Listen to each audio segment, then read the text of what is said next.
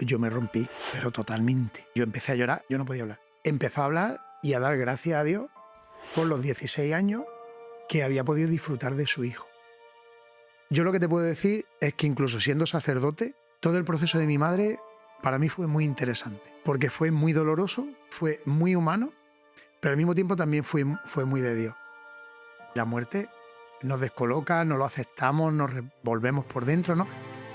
La fe muchas veces es sentir que Dios está, pero en muchos momentos que tú no sientes, tú sabes que Dios está. Pero es muy distinto que tú lo vivas como el opio del pueblo a que tú lo vivas como una razón y un sentido de tu vida. La fe no se puede imponer nunca. Se propone, pero no se puede imponer.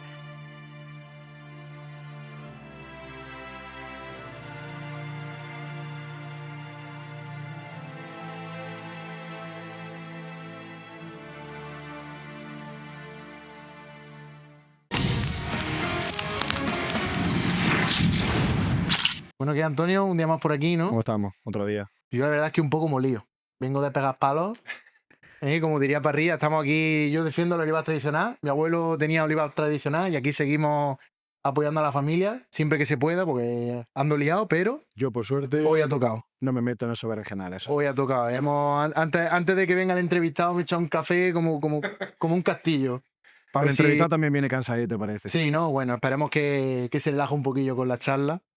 Tío, el entrevistado de hoy, el invitado de hoy, tenía ganas de que viniera, tío. De hecho, teníamos en mente que fuera el primero. Sí, iba a ser el primero. Pasa que Pero como tiene una tiene- agenda más apretada que el presidente del gobierno, pues hasta que lo hemos enganchado, ha sido complicadete. Pero es verdad que es un perfil que tenemos bastante Sí, ganas de traer. teníamos ganas y ya lo tenemos aquí, por fin. Y yo creo que la charla de hoy va a dar mucho que hablar. Sí. Yo creo que Va a estar muy bien seguro. sí. Así que Pues- si quieres darle entrada. ¿Qué pasa, José? ¿Cómo Yo, estamos? pues, que yo venía entusiasmado, pero es que con esta introducción me habéis puesto nervioso, tío, y todo. No veas, no veas. Nada, muy bien, muy bien. Contento de estar aquí. Y además con ganas, desde que me planteasteis, primero desde que me planteasteis la idea de este proyecto, ¿no? Que yo creo que hace falta. Hace falta todo esto. Y sobre todo por el contenido, por la seriedad, por cómo lo estáis lanzando y lo que estáis haciendo, ¿no? Y que bueno, me hacía mucha ilusión también estar con vosotros. Y ya está, ¿no? Entonces todo lo que pueda aportar, pues encantado de la vida. Aquí estamos, con vosotros. Como, bueno, no sé si, como tiene la agenda muy apretada, no sé si habrá empezado a verte alguna entrevista, pero nos gusta siempre, muchos podcasts esta parte la omiten, pero a nosotros nos gusta que la gente conozca un poco más de lleno a la persona que está en el otro lado de la mesa, ¿no? Entonces, explícale a la gente, explícanos quién es José Luis, ¿no? Bueno, Que eres una caja de sorpresa. yo lo que pasa es que sí, pero claro que luego al final dices, pues una persona que tiene sus raíces y su historia y demás, ¿no? José Luis nació en Andújar, que en Linares, siempre digo lo mismo, la misma presentación.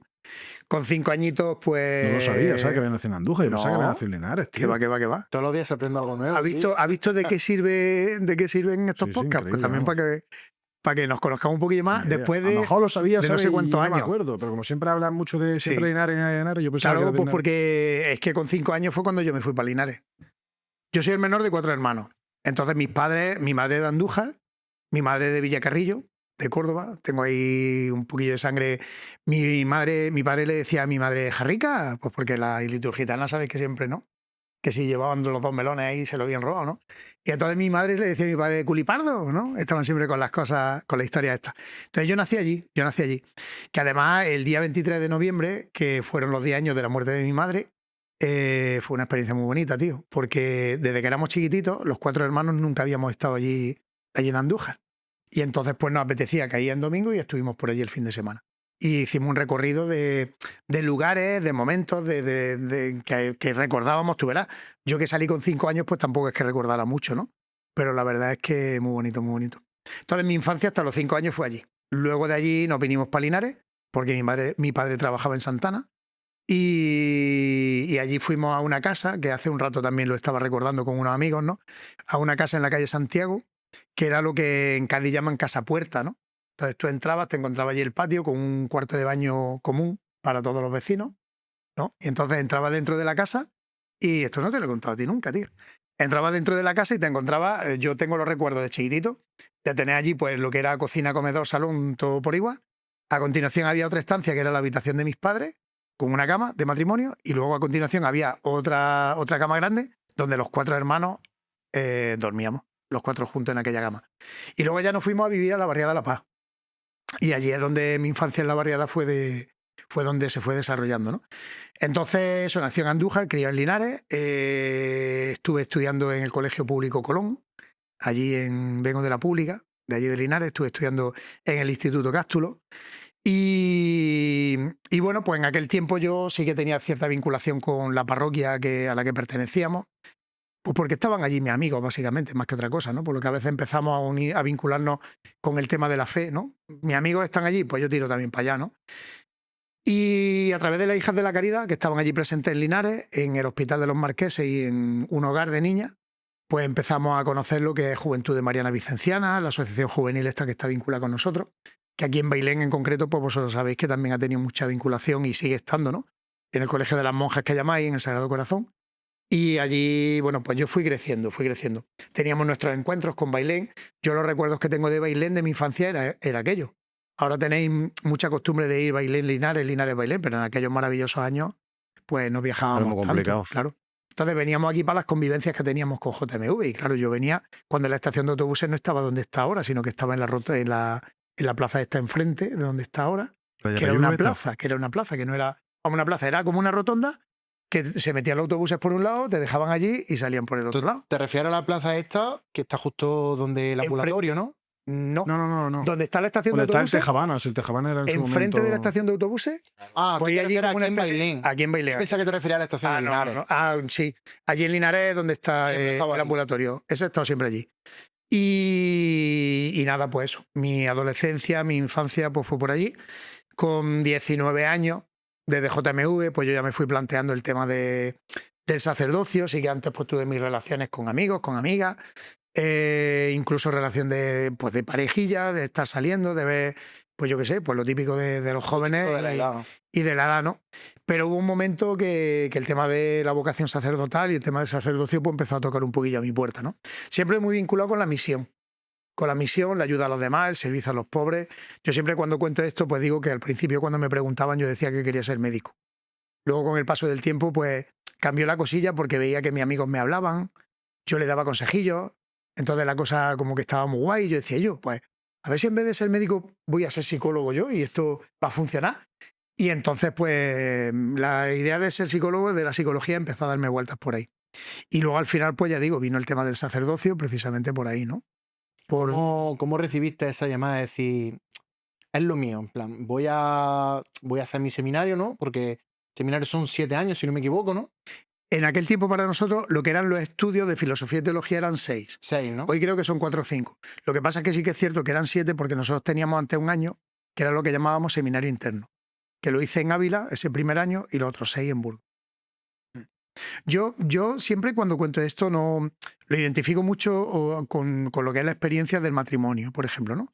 Pues porque en definitiva no deja de ser una opción de vida. El sacerdocio, el matrimonio, no es una profesión, no es un trabajo, sino que es una opción de vida, ¿no? Entonces yo lo identifico siempre. Yo no creo en el enamoramiento, el flechazo a primera vista. Yo no creo. No, en yo eso, tampoco, porque Yo no creo en eso. Yo no creo las relaciones se tienen que forjar durante un tiempo. Ahí está. El flechazo, lo que llamamos, es la atracción de, hostia, esta persona me ha parecido muy atractiva. Atracción física por quiero conocerla. completo. Sí. Es simplemente atracción física. Sí. Pueden haber momentos. Sí. Y esos momentos contribuyen, pero tienen que contribuir dentro de un proceso de enamoramiento, ¿no? Entonces yo en ese sentido sí que tuve también mi proceso de enamoramiento y no es que yo lo hiciera, sino que voy descubriendo cómo Dios fue haciéndolo en mí, ¿no? Entonces es curioso porque precisamente como me has planteado la pregunta, yo no lo tuve claro desde el primer momento y yo no sé si en una pareja alguien lo tiene claro desde el primer momento, por mucho que se nos llene la boca de te quiero para toda la vida y eso es mentira, eso no es verdad.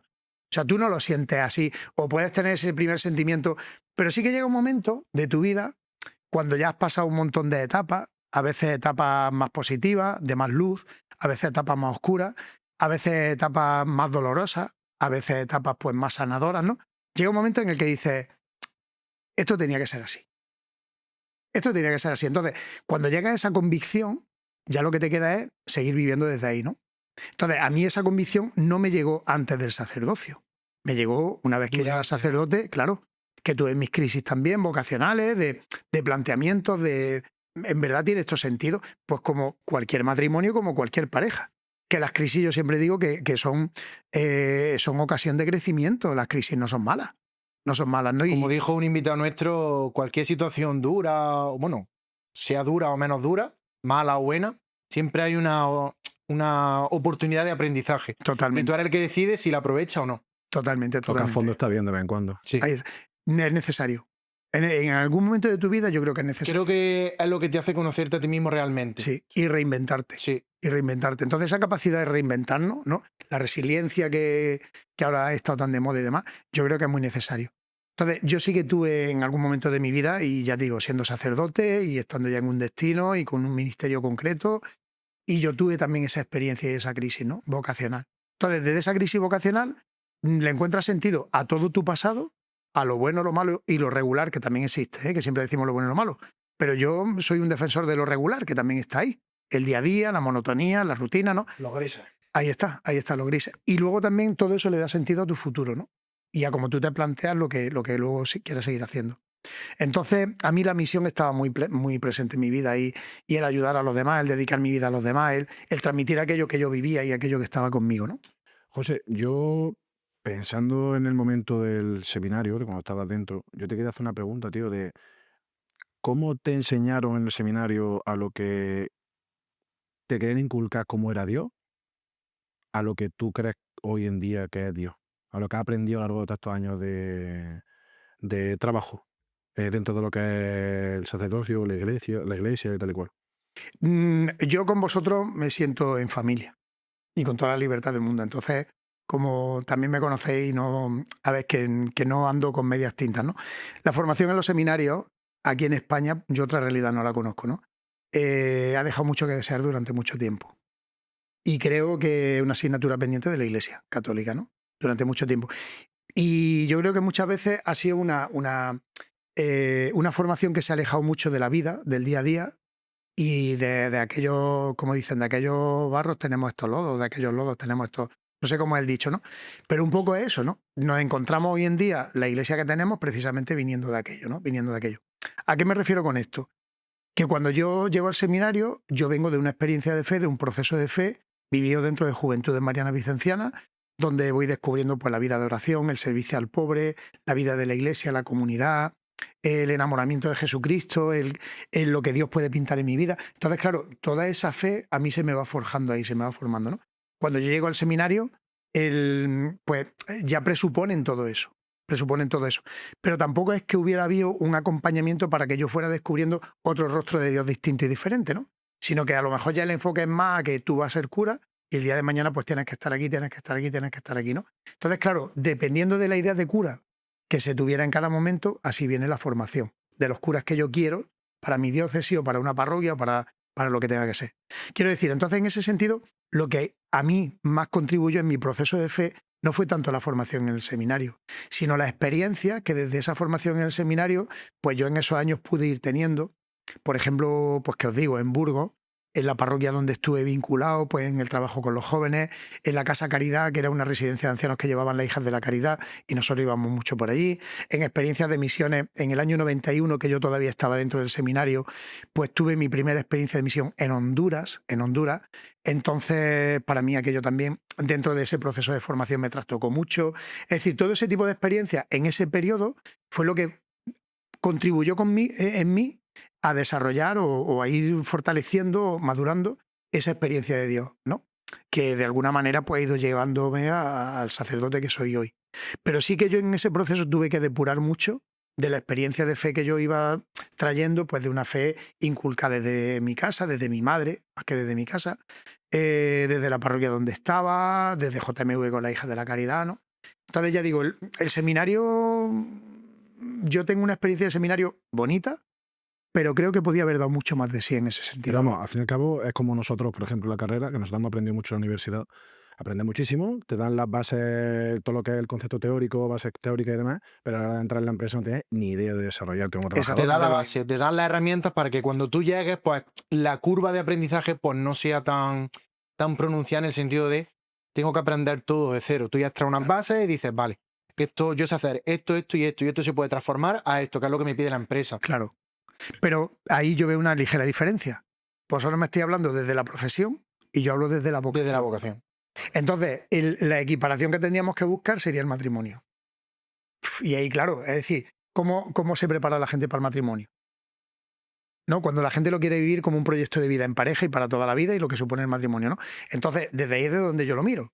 Quiero decir, nosotros, por ejemplo, a mí algo que me tocaba mucho en las narices era cada vez que nosotros, siendo estudiantes y se preocupaban de que no, tú ya eres miembro de la congregación, tú ya estás dentro de la congregación, cada vez que nos decían, pero esto no es una comunidad normal. Yo decía, pero no me estás vendiendo que estoy dentro de la congregación y ahora, no, porque vosotros sois estudiantes. Y yo, entonces, hasta que yo no sea cura, ¿no? Como dicen, cuando seas padre comerás huevos. Entonces yo decía, no, pues entonces no es lógico y era lo que a mí me rechinaba. Es decir, si tú me estás diciendo que esto es una comunidad que yo estoy dentro, esto es una comunidad normal, no me digas ahora que no es una comunidad normal. A eso es a lo que yo me refiero, que desde el primer momento como que tú ya estás viviendo aquello, ¿no? Pero que luego en realidad no te está preparando para lo que tú... Y es verdad, no era una comunidad normal, porque luego cuando tú sales de allí y te insertas en una comunidad normal, pues nuestras comunidades son para la misión, para las parroquias, para las misiones, para los jóvenes, para los proyectos que tenemos delante, ¿no? Y, José, tío, yo te conocí hace muchos años ya, te lo he dicho antes, no sé si y quinto, Somos sexto, ya muy viejos, ¿eh? quinto, sexto de primaria, creo que fue, 11, 12 años, y yo cuando me dijeron que eras cura, yo en ese momento, para mí un cura era otro tipo de persona muy diferente a lo que tú eres. Un cura para mí es una persona que está en una iglesia, una persona que da misa, una persona que ayuda a los de Cáritas, pero que está en su iglesia y que no sale de ahí. Y yo cuando te conocí a ti, los años que llevo conociéndote, no has parado quieto en ningún lado. Aunque tú tengas tu sitio de residencia, que está en Sevilla, ahora nos explicarás el sitio, pero ¿qué te diferencia a ti de un cura al uso aquí en España? Yo creo que eso también va un poco por el estilo de vida. Quiero decir, de suyo yo entiendo que el sacerdote no puede, hoy en día sobre todo, ¿no? Y a lo largo de la vida de la iglesia también, lo que pasa es que hemos pasado por distintas etapas. Pero el cura no puede estar encerrado en el templo y metido dentro de la iglesia. El sacerdote tiene que estar en la calle, tiene que estar pateando el barrio, tiene que estar con la gente, tiene que estar donde está la gente, ¿no? A veces cuando me dicen, por ejemplo, es que la gente no va a la iglesia. Digo, pues a lo mejor es porque la iglesia no va a la gente. Y la gente irá a la iglesia cuando la iglesia entre dentro de la gente realmente, ¿no? Y la gente se siente iglesia. Entonces, en ese sentido, yo cuando elegí el sacerdocio como estilo de vida mío y como opción de vida, yo tenía delante como una feria de, ¿no? Al haber crecido allí en Linares y en La Paz, claro, el párroco de mi parroquia era un cura diocesano, de la diócesis de Jaén. Entonces yo tenía el referente del sacerdote diocesano. Y claro, yo decía, bueno, pues vale, yo puedo ser cura diocesano. Y cuando se lo planteé, él dijo, hombre, pues esto de la vocación está muy bien, ¿no? Pues bien, tú para el seminario de Jaén. Pero resulta que yo crecí en la parroquia del Sagrado Corazón de Jesús, que la parroquia que está entre el Hospital de los Marqueses y el Asilo del Anciano. El asilo lo llevaban las mercedarias. Claro, cuando yo empecé a plantear que yo quería ser cura, las mercedarias decían, barriendo para casa, ¿no? Tú mercedario, tú mercedario. Y yo decía, yo los mercedarios no tengo ni idea. No, pero mira, que tienen mucho trabajo bonito, que tú tienes que ser mercedario. Y luego allí en mi barrio de La Paz, ya más en el barrio Girón, estaban las carmelitas. Y a las carmelitas íbamos de vez en cuando, yo iba con el párroco por allí. Y claro, cuando se enteraron, tú tienes que ser carmelita, tú tienes que ser carmelita. Y luego por otro lado, con JMV, con las hijas de la caridad, pues claro, yo veía el Paul, ¿no? Que es lo que soy. Entonces, en medio de todas esas cosas, pues claro, yo decía, ¿cuál es el estilo de vida de un sacerdote diocesano? Parroquia. Y yo veía cómo pues estaban como muy encerrados en las parroquias. ¿Cuál es el estilo de vida de un mercedario? De un carmelita, de un Paul. El Paul es la misión. Y la misión tiene que estar en la calle. Que luego estamos muchos Paules pues que están encerrados también en las parroquias, que también hay que decirlo, ¿no? Pero yo veía que mi vida era la misión. Y yo por eso elegí este estilo de vida, ¿no? Sí que a veces no se ha entendido el que yo viaje tanto, el que me mueva tanto de un lado para otro, que hombre, que tú tenías que estar más en la parroquia, tenías que estar más metido en un proyecto así, pero yo lo que digo, ¿para qué hemos sido fundados nosotros, ¿no? Para la misión. Y ha sido lo que siempre ha sintonizado conmigo en ese sentido. Bueno, yo lo puedo decir, bueno, lo que puedo decir aquí de ti, tío, es que yo, lo que te he dicho antes, te conozco hace muchos años y mi madre siempre le ha dicho, yo tengo una ESO gracias a ti y a Juan Antonio. Porque de siempre nos ha ayudado muchísimo y ha estado muy cerca de nosotros, tío. Y no he conocido a otro cura como tú. Y mira que en el año de la monja habré conocido y ahora que estamos con el tema de la cofradía y demás, también conozco a más curas. Y yo no conocí a nadie como tú, tío. Y seguro que tanto a mí, la que me ha ayudado a mí, habrá ayudado a otros tantos mucho. Y eso a ti te tiene que llenar de una manera que no se puede expresar. A mí me llena de orgullo y satisfacción. Hombre, para mí es una alegría y un regalo. Es una alegría y un regalo, de verdad. Y veros crecer en todos los sentidos, ¿no? Y ver cómo la historia pues, va haciendo tantas cosas. Yo siempre hablo de las diosidades de la vida, yo no digo casualidades de la vida. Entonces hay una parte que nosotros podemos hacer como instrumento, pero hay una parte fundamental que la hacéis vosotros.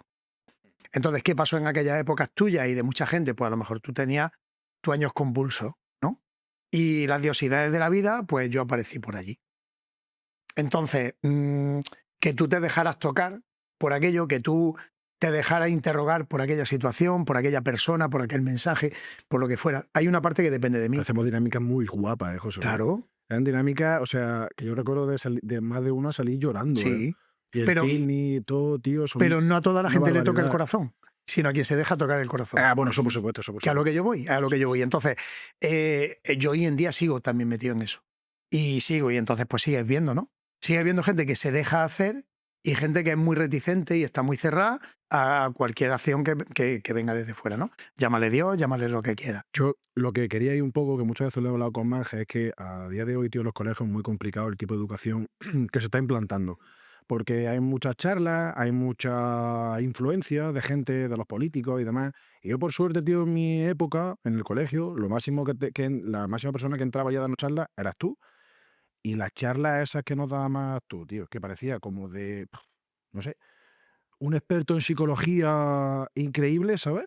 Y que a nosotros nos llenaban, tío, y eran cosas que ojalá los chavales de hoy le pudieran inculcar esos valores que tú no inculcabas, que tú no inculcabas en esos momentos y los valores que se no inculcaban en el colegio Sagrado Corazón, que es un instituto público, no, al menos yo no lo he visto en mi vida. No, Muy porque pocos casos. yo he estado en instituto público y yo, entre comillas, el acercamiento a Dios que he tenido ha sido pues, por mi familia, porque en España es un país pues, en el que hasta hace relativamente poco, pues todos o la mayoría éramos cristianos. Claro, pero yo lo que voy también, Manje, es que no es un acercamiento a Dios, que la gente no piense que esto era un adoctrinamiento. No, ni mucho menos, ni mucho menos. También las monjas, que yo terminaba el colegio de monjas y que yo sé rezar un Padre Nuestro y una Ave María.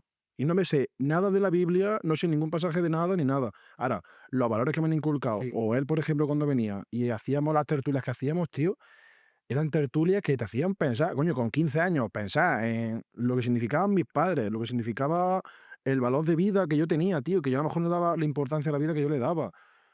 Todo ese tipo de cosas, tío, de la solidaridad, del compartir. A eso es a lo que yo me refiero, que vosotros, tú al estar en un colegio concertado de ese estilo, pues has tenido ese tipo de experiencias. Yo, al estar en la pública, al final, mi acercamiento a lo que es Dios o el cristianismo, pues ha sido mi familia, porque todos somos creyentes, y como mucho las clases de religión. Que por cierto, Monty, si estás viendo esto, te mando un pedazo de saludo, porque Monty es mi profesor de religión, él se dejó el seminario a media, Anda, pero como persona es una maravilla.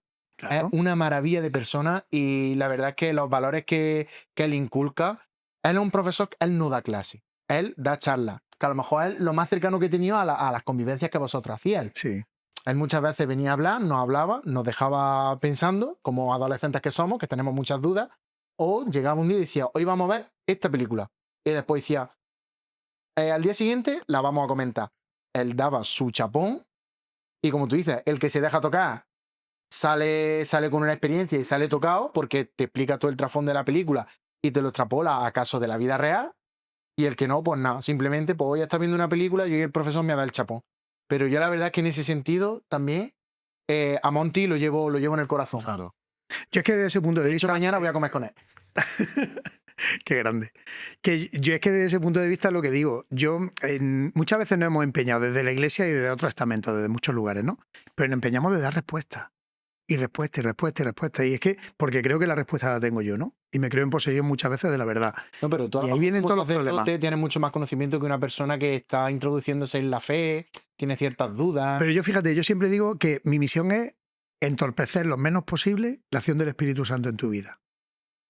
Con lo cual, yo he intentado no dar respuesta, sino que tú hagas tu proceso y acompañar el proceso.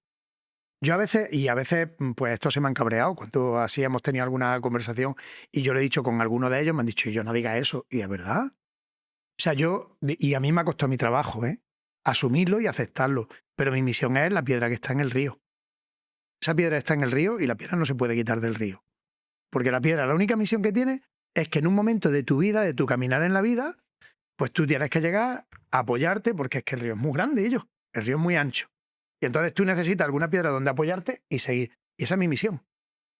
¿Cuál ha sido mi problema alguna vez? Que yo también lo he confundido, porque yo soy cura, pero también tengo mi corazón. Y afectivamente, pues, claro, los afectos están ahí, ¿no?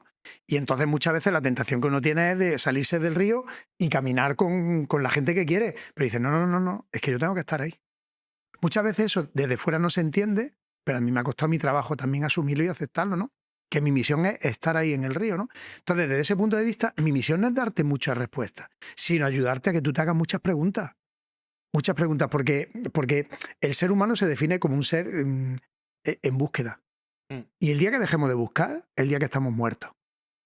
Entonces, mientras que estemos buscando, es que estamos vivos. Entonces yo por eso... Como dice Descartes, ¿no? Pienso, luego existo. Ahí está. Y por eso yo muchas veces, y hoy en día pues se lo digo muchas veces a los jóvenes, ¿no? Digo, vamos a ver, no os quedéis con la respuesta ya hecha.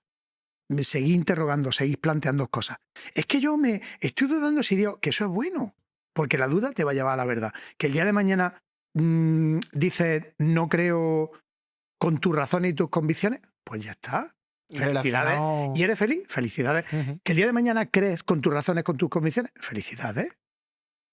Los procesos de fe no han sido siempre iguales y habéis vivido vuestras dudas, vuestras interrogaciones, vuestros interrogantes, y hoy en día a lo mejor pues estáis viviendo un momento, pero y no siempre ha sido igual. Yo te quería hacer una pregunta más personal relacionada con este tema, porque como te he dicho, pues yo me he criado en una familia creyente, pero llega la adolescencia, ¿no? Estamos dispersos, tal y cual, y Dios siempre ha estado ahí en el sentido de, pues me he criado en una familia creyente, pero después de la muerte de mi abuelo, que ya mismo hace un año, después de la muerte de mi abuelo yo tuve o he querido acercarme más a Dios en el sentido de pensar que Él está en algún lado. Que Él, aunque se haya ido de aquí, sé que antes o después podré llegar a volver a verlo. Entonces, yo soy de ciencias, soy una persona de números y yo me he criado, y ahora también con la carrerita, 2 más 2, 4. Entonces llega momentos en los que yo intento creer que Dios existe, que mi abuelo está en algún lado, pero luego, como yo me he criado con el 2 más 2 es 4, luego pienso y digo, no tengo ninguna señal fehaciente de que eso sea verdad, entonces tengo muchísimas dudas. ¿Qué consejo me daría a mí o a cualquier persona que esté en ese proceso de quiero creer, creo, pero tengo muchísimas dudas también? ¿Qué consejo le daría como para encauzar un poco esa búsqueda o ese acercamiento? Estás tocando un tema, pero vamos, que está en la esencia del ser humano, ¿no? Y el problema que hay de fondo es el problema del mal. Y un problema que al ser humano pues lo ha estado desbordando siempre y removiendo siempre, la muerte, la enfermedad, ¿no? Cuando te enfrentas con ello dices, ostras, yo siempre digo lo mismo, el ser vivo, estudiamos siempre que nace, crece, se reproduce y muere. Entonces cuando nace una fiesta y todo el mundo lo entiende, crece, se reproduce, tú verás, ¿no? Y muere, dice yo, y la muerte nos descoloca, no lo aceptamos, nos revolvemos por dentro, ¿no? Y muchas veces pues ahí aparece el tema de la fe, ¿no? Al final es cuestión de... Es muy sencillo, o te lo crees o no te lo crees. Porque la fe no deja de ser una opción personal y libre, que es lo más bonito, ¿no? La fe no se puede imponer nunca. Se propone, pero no se puede imponer. Entonces, con el tema, por ejemplo, de la muerte, a lo mejor mucha gente nos critica que nosotros nos consolamos o nos resignamos. A mí esa palabra me hace muchísimo daño, ¿no? Porque yo creo que no es resignarnos, sino creer en alguien, no en algo, que para nosotros ha sido una palabra de vida. Por eso es cuestión de fe, ¿no? Y ese alguien es Jesús. Y ese alguien es Dios. Y es la razón y el sentido de todo lo demás. Entonces, ahí hay una parte muy importante que es a nivel humano. Entonces, quiero decir, creyendo en Dios, yo no puedo obviar, no puedo negar, no puedo dejar de lado la parte humana que me tengo que trabajar. Pero sí que es cierto que cuando aparece el tema de la muerte en la vida de la persona, ha habido gente que la aleja más de Dios y ha habido gente que la acerca más a Dios, ¿no? Que la acerca más a Dios. En definitiva, son procesos. Son procesos. Y cada uno tiene que vivirlo un poco desde ahí, ¿no? Yo lo que te puedo decir es que incluso siendo sacerdote, todo el proceso de mi madre y hace 10 años que ya te digo que falleció, todo el proceso de mi madre para mí fue muy interesante, porque fue muy doloroso, fue muy humano, pero al mismo tiempo también fue muy de Dios, fue muy de Dios, ¿eh? Entonces yo desde ese punto de vista, pues si tengo que hablar, por ejemplo, de mi madre y de gente que físicamente no está con nosotros, yo siempre hablo en presente. En presente, ¿por qué? Pues porque entiendo que el ser humano es una realidad y no solamente lo dice la religión, la filosofía también, ¿no? Que trasciende a lo que nosotros vemos, palpamos, sentimos, ¿no? A lo corpóreo, a lo material. Entonces, claro, hay una presencia que está más allá de todo esto. Y esa presencia la vive y la descubre. Y a veces no la sientes, pero cuando no la sientes, te tienes que aferrar a que sabes que está ahí, ¿no? Alguien me dijo también hace mucho tiempo eso, ¿no? Que la fe muchas veces es sentir que Dios está, pero en muchos momentos que tú no sientes, tú sabes que Dios está. Y dice, no, entonces la fe es algo de... No, no, no, no, no. Lo que pasa es que esa sabiduría es sosteniéndote en la experiencia que has tenido de Dios en otros momentos de tu vida. Entonces, no todos los días tú te levantas sintiendo el mismo amor, el mismo cariño por la gente que tiene alrededor, pero o sintiendo que te quieren, mejor dicho. Pero sabes que te quieren. ¿Por qué? Pues porque te lo han demostrado muchas veces, ¿no? Entonces ya digo, es un proceso complicado, pero tenemos que escucharnos mucho a nosotros mismos y al final, pues no deja de ser una opción personal y libre, ¿no? Ahora que ha hablado Manje de que él es viernes de ciencia y demás, sobre todo un poco el tema del agnosticismo y demás, yo te quería dar, te lo he dicho antes, unos cuantos datos de hace un tiempo que me llevo informando.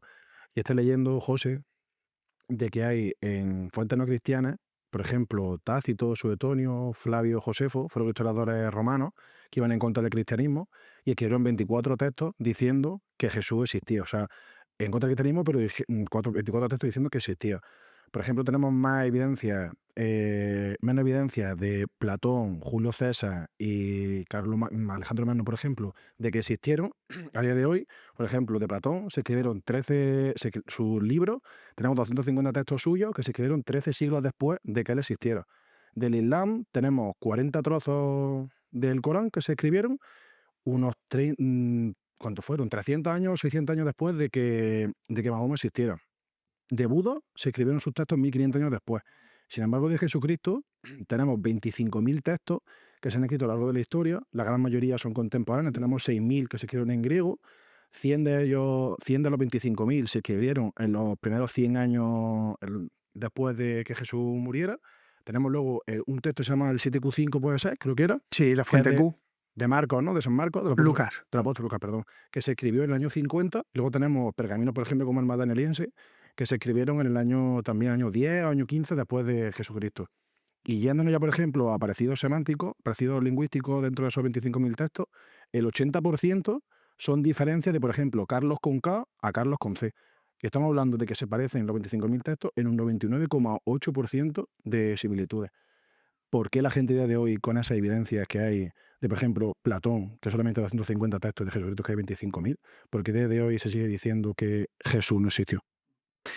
Perdón, he dicho fuente Q, Lucas, pero era una fuente común a lo que eran los evangelios sinópticos, Mateo, Marcos y Lucas. Luego Juan llevaba su línea, era el teólogo, ¿no? Dentro de todo eso. Llevaba su línea, pero las comunidades, es que no es exactamente que un hombre que se llamaba Mateo escribió, un hombre que se llamaba Marcos, sino que eran las comunidades que giraban en torno a estas personas, ¿no? Entonces, la fuente Q parece que era una fuente común que estaba con los tres, ¿no? Entonces, todos esos datos históricos son muy interesantes y son muy importantes. Pero al final, lo que te demuestra o lo que te va a demostrar todo eso es la existencia de un personaje histórico. Exacto. Entonces, claro, el Jesús histórico no lo puede negar nadie. Pero es que hasta eso se niega, José. Claro, pero pues como se niegan muchas otras cosas que son evidentes y evidencias científicas también, ¿no? El Jesús histórico no. Pero claro, cuando nosotros hablamos desde la fe es un paso más. Es decir, que yo creo, hay mucha gente, tú te tienes que poner hoy en día, por ejemplo, en la puerta de una iglesia y la gente que va a misa, entre semanas, y entre semanas se supone que son los que más, que a lo mejor son 4 o 5. Pero tú cuando vayas saliendo, hazle una encuesta. O los domingos, en la iglesia, en las parroquias que se llenan más de gente, o en las hermandades y cofradías de España. Y tú haz una encuesta y pregúntale, ¿tú crees que Jesús resucitó? ¿Tú crees que nosotros vamos a resucitar? Simplemente esas dos preguntas. Nos sorprenderíamos. Entonces, la existencia de un Jesús histórico por mucho, aunque algunos quieran negarla, pues hay muchos datos históricos que lo demuestran, que lo avalan, ¿no? Pero luego es el paso a la fe. Es decir, creer en Jesucristo no es creer solamente en un personaje de la historia. Yo cuando llega, por ejemplo, el tiempo de Adviento, y lo hemos pasado hace poquito, de cara a la Navidad, tiempo de esperanza, estamos esperando la venida de Jesús, yo digo, el auténtico tiempo de Adviento para el cristiano es la Cuaresma, no es la esperanza, no es el Adviento. El Adviento esperamos un niño que nace, la Cuaresma nos preparamos para la Pascua, Cristo resucitó. Entonces la resurrección de Cristo, eso ya es cuestión de fe. Que Cristo resucitó, eso es cuestión de fe. Que nosotros vamos a resucitar, que hay vida más allá de lo que nosotros estamos palpando, ¿no? Esa vida eterna, ¿no? Donde nos vamos a encontrar en el corazón de Dios. Yo no digo el cielo, yo digo en el corazón de Dios. Tu abuelo, mi madre, ahí están todos, tu padre, ahí están todos. Eso es. En el corazón de Dios. A eso voy yo, que la gente cuando piensa, cuando hablamos de, por ejemplo, de resurrección, la gente piensa que Jesús salió de la cueva como un ángel, como Que todo lo que se representa en las Sí, sí, sí, películas. sí. Y la gran mayoría de gente lo que se dice es que Jesús lo que pasó es que se llevaron su cuerpo. Alguien entró y se llevó su cuerpo. Entonces ahí se dice que resucitó. Pero lo que tú dices de resucitar es como lo que dice la gente que hay después de la muerte. Pues para mí después de la muerte, no sé, es juntarme con mis seres queridos que están arriba, Que a donde quiera que esté. hablando de todo esto de después de la muerte, bueno, se está estudiando porque hay gente que tiene ECM, experiencia cercana a la Sí. muerte, todo eso se está estudiando, no sé si estás puesto un poco al día. Alguna cosa he oído. Científico famoso que hace muchas entrevistas, hace muchos vídeos, el doctor San Segarra, creo que se llama, ha investigado muchísimo sobre eso y os recomiendo que lo escuchéis porque es una pasada.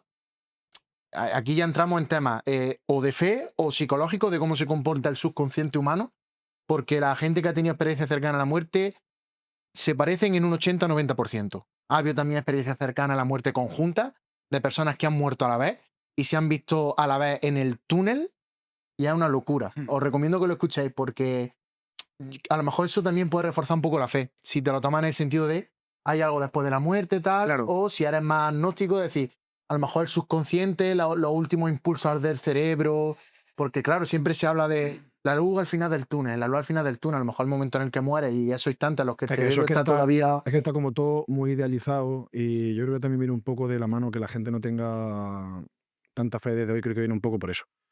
Yo creo Y que luego yo creo que vosotros estáis tocando un tema que para el ser humano, no solamente para el cristiano, sino que para el ser humano es fundamental. Es decir, el tema de la muerte como final. Entonces, claro, ¿qué sentido va a tener esto? Pues nada, vamos a disfrutar que la vida son 3 días, que la vida son 3 días. Y tampoco puede ser, yo creo, pues el planteamiento que ha habido muchas veces desde la vida de la iglesia incluso, ¿no? Y a lo mejor es tirar piedras sobre mi propio tejado, ¿no? Que nos vamos a condenar, entonces que tenemos que ser muy buenos, no podemos pecar, porque si no, claro, nos vamos a condenar y demás. Yo a Dios no lo puedo entender desde otra clave que no sea la clave del amor. Entonces, por eso yo no digo que Dios está en el cielo, sino, vamos, que Dios está en el cielo, digo yo, que mi madre, por ejemplo, que ha muerto, está en el cielo, sino que yo hablo del corazón de Dios. ¿Por qué? Pues porque nosotros necesitamos hablar de lugares, de espacios, pero Dios, por definición, es inmaterial, con lo cual no hay un lugar. Pero el ser humano necesitamos lugares, necesitamos hablar, Dios llora, ¿qué va a llorar Dios? Ni va a llorar Dios, Dios no, ¿sabes? No tiene esa capacidad de llorar, es algo inmaterial. Entonces, cuando hablamos del tema de la muerte, pues eso, cuando decimos, ¿se ha ido al cielo? Digo, no, al cielo no. Yo digo al corazón de Dios porque San Juan nos dice que Dios es amor, ¿no? Entonces, si es amor y dice al final de la vida, pues todos nos uniremos en el amor de Dios, ¿no? Dice San Juan. Y ahí es donde vamos a estar. Entonces, mi madre ha terminado su proyecto de vida aquí en la tierra. ¿Que a mí me puede doler muchísimo que haya terminado? Claro, cuando terminó. Que yo habría dado lo que hubiera sido porque se hubiera tirado unos años más conmigo. Pero no años más, ¿hasta cuándo? ¿De qué estamos hablando? ¿Del proyecto de mi madre o de mi egoísmo que yo la quiero mantener aquí? Ella cumplió su proyecto. Ha llegado hasta donde tenía que llegar porque Dios quiso que fuera así. Ahí está. Y porque era su momento y era su proyecto. Porque nació y murió. Entonces, claro, esa vida más allá de la muerte es el que nos da pues esa libertad y esa sensación y de decir, esa eternidad, donde vamos a estar en el corazón de Dios, donde nos vamos a fundir en el amor. Yo no tengo imagen, no sé decir, porque es que no es una imagen, no es una imagen, ¿no? Entonces, desde ahí es de donde yo creo que el entender todo esto. Luego vienen experiencias de la muerte, pues que son muy traumáticas y que las vivimos desde una muerte repentina, no desde una enfermedad que dura un montón de años, o la vivimos Yo he tenido las dos. Hombre, Ha sido un contraste pero en cuestión de 2 meses. Yo siempre se lo decía a mi amigo. Yo estaba muy orgulloso porque pese a tener ya 23, pese a tener 23 años, yo tenía mis 4 abuelos vivos. Muchos de mis amigos a lo mejor ya habían empezado a perder a sus abuelos con 12, 15. Entonces yo siempre estaba muy orgulloso de mis 4 abuelos vivos, mis 4 abuelos vivos. Pues hace ya 2 años, pues ya estamos en 2026, pues a mi abuelo le diagnosticaron aproximadamente 1 año de vida. Ha sido todo el proceso de ver cómo poco a poco se apagaba. De hecho, fui a verlo el día que murió, lo vi cómo agonizaba. Estaba fuera, pero me llamaron tal. Entré y como que vi su última expiración. Entonces yo he vivido en directo la muerte de mi abuelo después de un proceso Largo. de apagamiento, y a los 2 meses mi abuela, porque este era mi abuelo materno, y mi abuela paterna, en mayo, a mediados de mayo, pues mi abuelo se murió el 27 de febrero, lo llevo aquí grabado, y mi abuela pues a mediados de mayo se durmió la siesta y no se levantó. Y la verdad es que te pone a pensar, porque yo ya viví el contraste y yo prefiero 1000 veces que se vaya de un momento a otro casi sin que se entere, que todo el proceso por el que tuvo que vivir mi abuelo de ir apagándose poco a poco, porque yo creo que en ese sentido a la larga la familia sufre mucho más. Y por uno mismo. Y por uno mismo. Yo egoístamente quiero morirme Sí. en el momento. Sí. Además que yo siempre que sale el tema de Quiero la morirme en el momento. Es decir, yo personalmente no le tengo miedo a la muerte. Yo quiero vivir, ¿eh? Yo quiero Yo vivir. creo que todos lo decimos. Pero yo no le tengo miedo a la muerte. Yo le tengo miedo pues, Al a lo mejor proceso. al dolor, a la enfermedad, al deterioro que vas viviendo, que vas sufriendo, pero que es parte del proceso. Pero- Sí, sí, sí. Y José Millar, con lo que estás explicando, tío, me da como una duda gorda. Vosotros, sacerdotes, tío, entonces, la muerte es, entiéndeme lo que te voy a decir, es una especie de celebración. Pero no por ser sacerdote. Tú fíjate, todos los cristianos tendríamos que vivirlo como un momento de vida. Porque es el momento en O sea, el la que parte- pasa la vida eterna. Ahí está. Ya, La parte tío, pero humana, tú piensas- fíjate, una cosilla, Antonio. Cuando tú celebras, dices, pues qué te digo yo, el 19 de marzo, es que no me vale. Es San Antonio, 13 de junio. De ¿no? junio. 13 de junio. ¿Por qué San Antonio? No lo sé. A ver, no me lo voy a inventar, pero es que los datos no los tengo ahora mismo encima. Pero 13 de junio, ¿por qué la iglesia dice San Antonio el 13 de junio? Antiguamente se ponía el día que nacían, pero últimamente el calendario litúrgico empezó a poner el día que morían, porque era lo que dentro de la liturgia se conocía como el dies natalis, el día de su nacimiento para la vida eterna. Entonces la fecha del santo normalmente era la fecha de la muerte. Por eso te quiero decir, el vivirlo como una fiesta, la resurrección, la vida, ¿no? La vida. Yo creo que nosotros... O hablo yo, porque yo, por ejemplo, he vivido una muerte de una persona muy joven. Mi padre murió con 33 años. Y yo entiendo a vosotros, tu madre, por ejemplo, ya tuviste la suerte, tú te has compartido con tu madre muchísimos años, tío. Entiendo que es súper duro. Porque tu madre moriría a lo mejor con 83, 84, 79. 79. Y desde los 65 empezó. Es que empezó muy joven, tío, también. Es que eso es una Es mierda. un proceso muy largo, muy doloroso. Es que eso es muy duro, tío. Pero tanto para ella como para toda la familia. Claro. Hoy en día 79 años es joven. Sí. Hoy Mi en abuelo día, murió con 82. Pero yo por eso te digo, yo, por ejemplo, no lo he vivido, ¿vale? No lo pongo en ese caso. Pero, por ejemplo, mi madre, que vivió la muerte de mi padre, si mi madre fuera creyente en ese momento, yo creo que mi madre dejaría de ser creyente, tío. Porque ¿cómo puedes hay de pensar, todo. tío, que Dios te pone eso en tu camino, tío, para que seas mejor persona o porque Jesús le tenía preparado eso a esa persona? Mira, Yo creo que lo ves desde el punto de vista egoísta de por qué mi madre tiene que vivir eso. Yo creo que te tendría que centrar, como ha dicho, en el proyecto de vida de su padre. A lo mejor su proyecto de vida estaba destinado a que terminara ahí. Claro.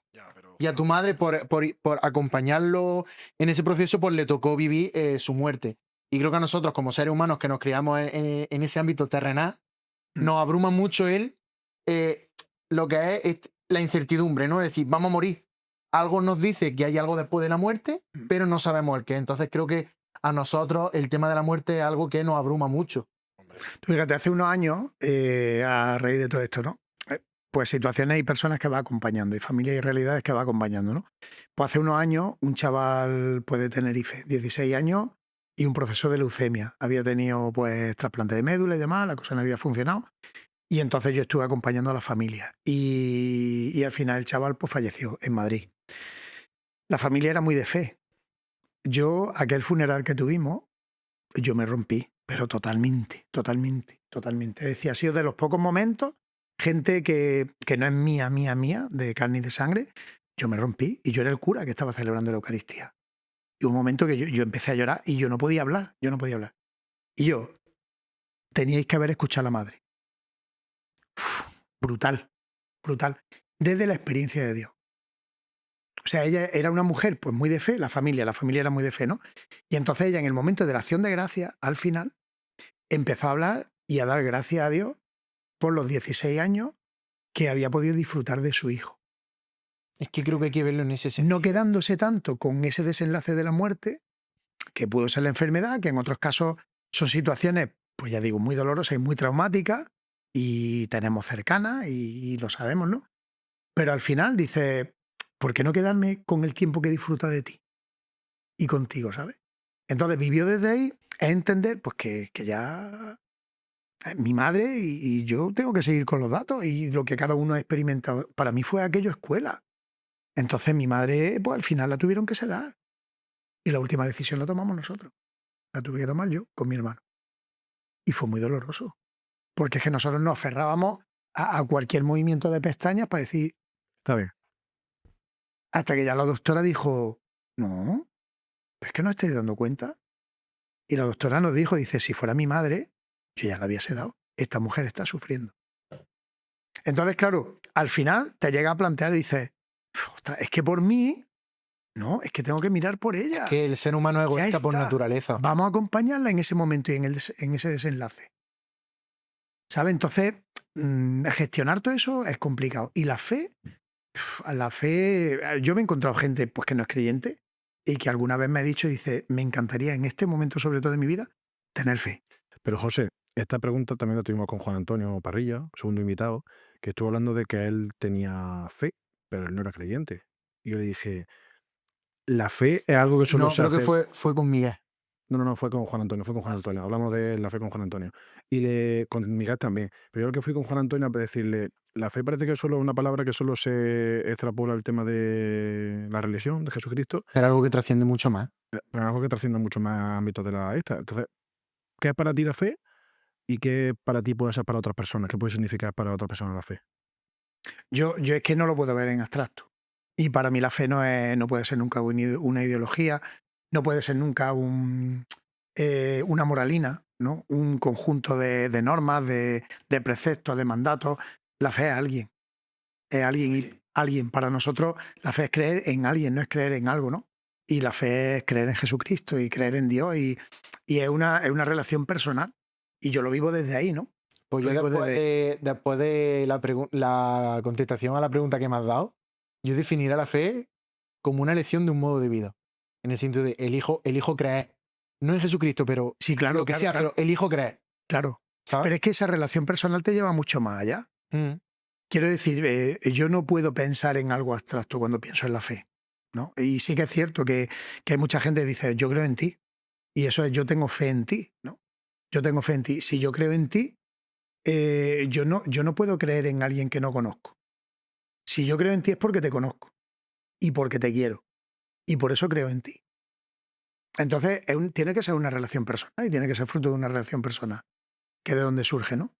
Yo por eso digo que no puedo pensar en la fe como algo abstracto, ¿no?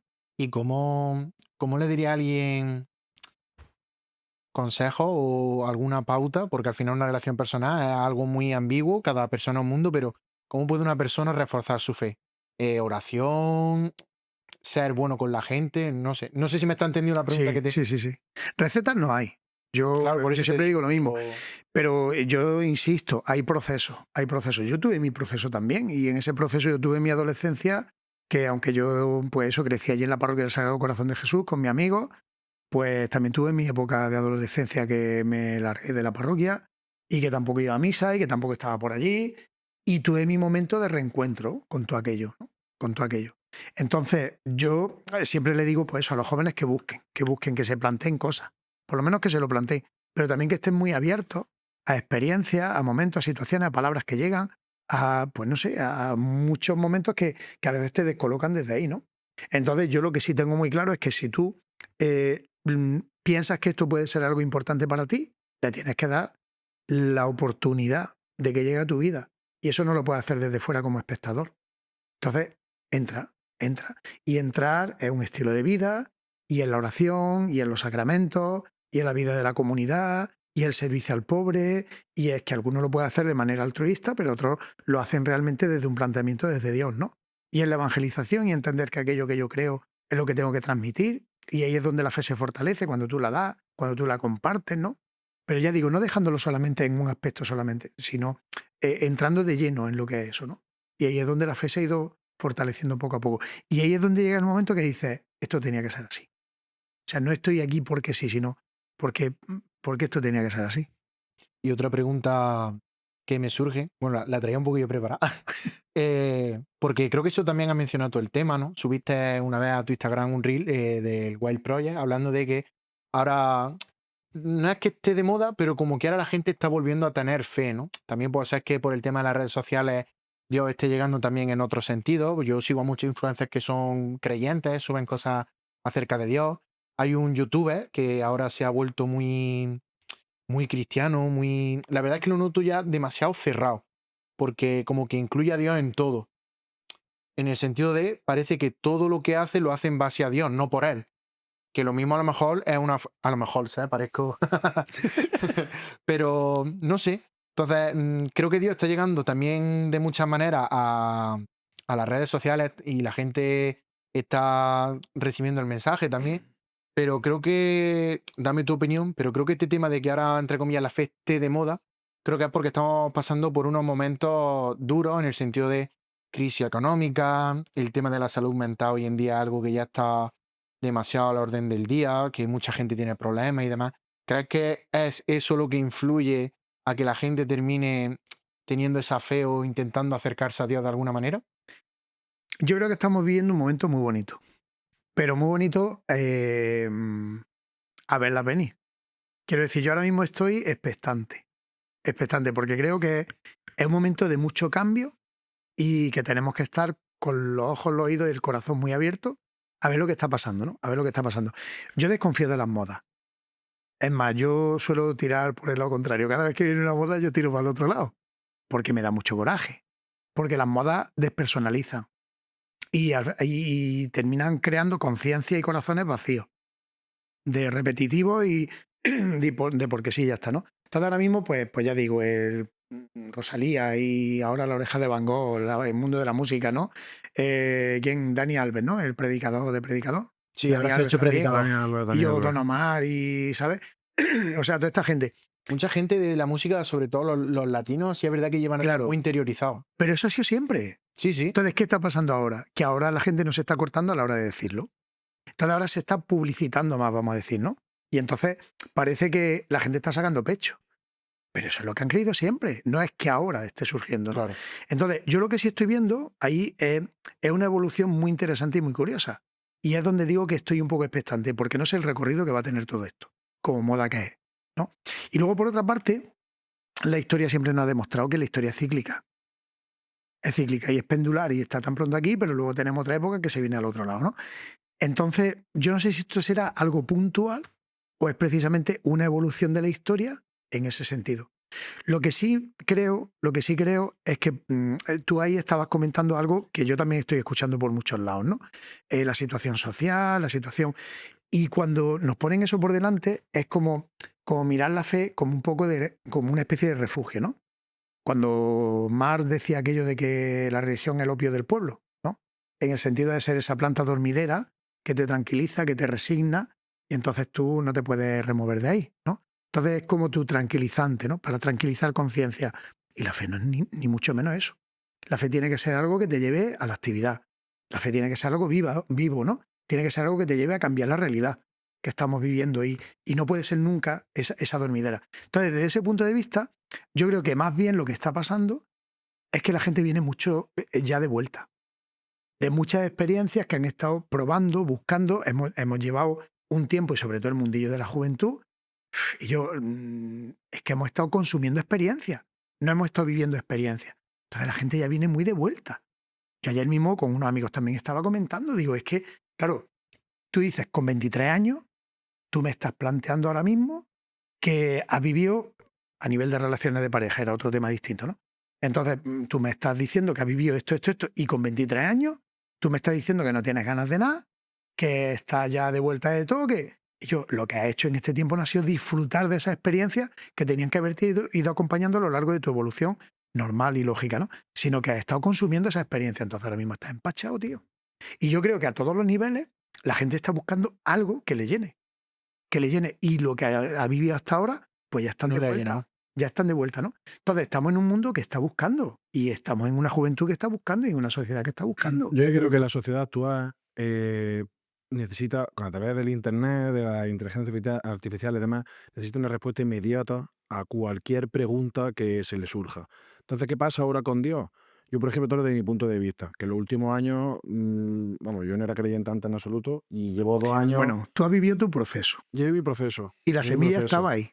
La semilla estaba ahí. Pues el tema, que yo ahora pues rezo, me he encontrado respuestas que antes no las encontraba y muchas cosas que para mí era incapaz de ir a profesionales y decirle, oye, ¿esto por qué me está pasando? ¿Esto por qué me tiene que tocar a mí? ¿Sabes? Y de no tener nunca una respuesta clara, por ejemplo, ¿cuándo me voy a morir? Pues eso para mí es tremendo, José. Entonces, encontrar respuesta en Dios, pues me está ayudando a estar mucho más tranquilo conmigo mismo, ¿sabes? Es como que la fe, eso es fe, pues al fin y al cabo es tener fe, para mí me está dando una respuesta sin tenerlo. Pero es muy distinto que tú lo vivas como el opio del pueblo a que tú lo vivas como una razón y un sentido de tu vida. No sé si me explico, a eso es a lo que voy, a eso es a lo que voy. Entonces, que tú hagas ese proceso, es que eso es lo más grande. Es decir, que tú hayas vivido en tu propia historia personal ese tiempo de búsqueda, de no creer, de no sé qué, es una evolución lógica. Y yo no me preocupaba, y había gente que se preocupaba, y yo decía, deja a la gente tranquila, ¿no? Porque hay una parábola en el Evangelio que habla del grano de mostaza. Entonces siempre hablábamos del grano, el reino de Dios es como el grano de mostaza, ¿no? Y el grano de mostaza, pues porque es un granito muy pequeño, ¿no? Y tal y cual. Y entonces, claro, pues venían por ahí los exégetas, los biblistas, explicando cómo era el grano de mostaza, la comparación del reino de Dios con el grano de mostaza. Y en una misión que tuvimos, vino con nosotros una chica de Barcelona, que ella es terapeuta floral. Y entonces está muy metida por todos estos temas de las plantas y demás. Y un día pues apareció el Evangelio del grano de mostaza. Y yo pues mi predicación, mi homilía, pues dije del reino de Dios. Y cuando terminó me dijo ella, te voy a dar un dato del grano de mostaza desde las plantas. Dice, por si te sirve. Dice, y claro, yo cuando lo escuché dije, Dios. O sea, quien escribió esto, dice, mira, el grano de mostaza tiene una peculiaridad. Y es que yo no soy muy de campo y demás, ¿verdad? No conozco tampoco mucho y no quiero meter la pata, ¿verdad? Porque esto, como se retransmite en tantos lugares del mundo, pues no quiero meter la pata, ¿no? Me lo perdonáis. Pero cuando decía lo del grano de mostaza, decía, el grano de mostaza, tú plantas una semilla o lo que sea, y a veces cuando no sale adelante, la semilla se pudre, se pierde y ya está. El grano de mostaza se puede tirar siglos metido en la tierra. ¿Cuándo da fruto? Pero tiene la peculiaridad de que llegará un momento que dará fruto. ¿Cuándo? Cuando llegue su momento. Entonces, eso es lo que yo entiendo. Es decir, cuando llegue tu momento. Y Sí, tú cada tienes que hacer... persona tiene un Ahí proceso. está, ahí está, ahí está. Y que tú vivas tu proceso y que yo no sea quien para aligerar tu proceso y para meterte... Yo no, déjalo tranquilo, ¿no? Las abuelas que se preocupan mucho y dicen, yo que mi nieto no va a misa.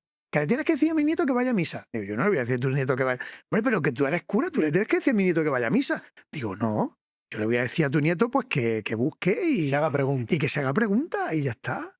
¿Sabes? Entonces yo creo que eso es lo importante, ¿no? Es que, tío, hoy en día parece que hay como un manual de vida, ¿sabes? Hoy en día tienes que tener a los 22 tal, a los 30 tal, a los 40 tal, y es complicado, tío. Necesitamos seguridades donde aferrarnos. Exacto, eso es. La incertidumbre es lo que nos mata, Es lo creo que yo, nos ¿sabes? mata. Claro. Y qué importante es que tengamos proyectos, que tengamos planes. Porque como dice Vetusta Morla, jugar al azar, como dice, suena demasiado bien, ¿no? Jugar al azar suena demasiado bien. Entonces necesitamos proyectos, pero no manuales que nos vayan encerrando, ¿no? Entonces proyectar tu vida, soñar, trabajar por ello, luchar por ello, ¿no? Y ahí es donde dices, ¿dónde meto a Dios? ¿Dónde está Dios en todo esto, no? Pues si vives tu vida desde la fe, evidentemente tendría que estar en todo, ¿no? Pues José, ya cambiando un poco de bloque, nosotros queríamos entrar también un poco en el tema de las misiones. Por al fin y al cabo ha estado fuera de España, ha estado en Sudamérica, ¿no? Ha estado en algún continente más, aparte de Sudamérica América y Centroamérica y Centroamérica, vale. y en Europa. Y en Europa también. Bueno, estuviste en Ucrania, ¿no? Hemos dicho antes. No, en Alemania. Ah, en Alemania, Alemania. Lo de Alemania. Ucrania era un grupo de jóvenes que fueron para allá. Vale. El momento cuando empezó la guerra de Ucrania y esto. Y ya no entonces al principio, cómo fue tu experiencia de la primera vez que te fuiste? Pues has dicho que fue en Honduras, ¿no? La primera vez que te fuiste. No, la primera vez fue en República Dominicana, República Dominicana. año 86. Todo era eso. Yo era joven de JMV. Y resulta que desde JMV, desde Juventud de Mariana Vicenciana, se nos daba la posibilidad de que tuviéramos en verano una experiencia de misión o de servicio. Y además, pues aquí donde estamos haciendo el podcast y de donde surge el podcast, resulta que Linares Bailén, Bailén Linares, teníamos mucha relación y trabajábamos muy bien los dos centros. Entonces, claro, en aquel tiempo no se viajaba tanto como ahora, ni había tantas posibilidades como ahora. Yo era joven de JMV, yo estaba haciendo COU, segundo de bachiller actual, y en un momento determinado, pues estábamos en un encuentro en Benagalbón, en Málaga, y allí en aquel encuentro, pues yo estaba escuchando una experiencia de misión, y yo lo de la misión siempre había estado. Irme a otros países, ayudar a la gente, hablarle de Dios y tal. Y entonces de pronto yo me estaba preguntando, ¿y yo por qué no? Y la hija de la Caridad que tenía a mi lado, pues dijo, ¿y tú por qué no? Dijo yo, ¿qué dices? ¿No? Entonces, claro, desde ahí yo me lo empecé a plantear. Cuando volví a Linares, yo se lo planteé a mi centro. Aparte de hablarlo con mis padres y demás, y chiquillo, tú estás loco, pues lo típico. No había esa costumbre que hay hoy en día o esa facilidad de viajar y demás. Y entonces yo lo planteé en mi centro, lo planteé en mi familia, dijeron que para adelante, pero claro, pues el tema económico ahí era importante. Con lo cual, había otro joven de aquí de Bailén que también se planteó la misión.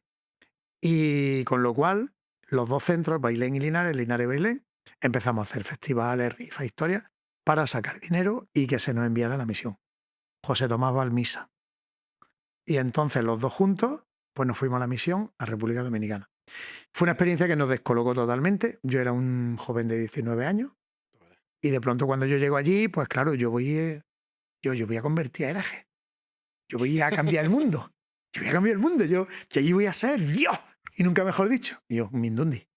Yo llego allí y me encuentro con aquella realidad, una impotencia, tío, pues porque tú vas con el afán de que tú vas a hacer y es la misión la que te hace a ti. Y te descoloca totalmente y te pone en tu sitio, ¿no? Entonces, a raíz de aquella primera experiencia, pues que te da otra mirada totalmente distinta sobre lo que tú estás viviendo, sobre lo que tus proyectos, tu vida, tu historia, ¿no? Entonces, a partir de ahí fue Honduras también, 4 veces, la cuarta fue este verano pasado. Si Dios quiere, este verano próximo vuelvo otra vez a Honduras, julio y agosto. Fue Bolivia, fue Puerto Rico, un proyecto también muy interesante por allí. Y he dicho lo de Europa porque en Alemania hemos estado acompañando que dicen, no, la misión es ayudar a los pobres, ayudar a los pobres. Y a los ricos la misión es hablar de Dios y transmitir el Evangelio, ¿no? Entonces, hacernos presentes en las realidades que haya. Entonces, Alemania es un país pues que la comunidad católica hispanohablante presente en Alemania, desde la Conferencia Episcopal Alemana nos pidieron hace unos años que acompañáramos un proceso de misión.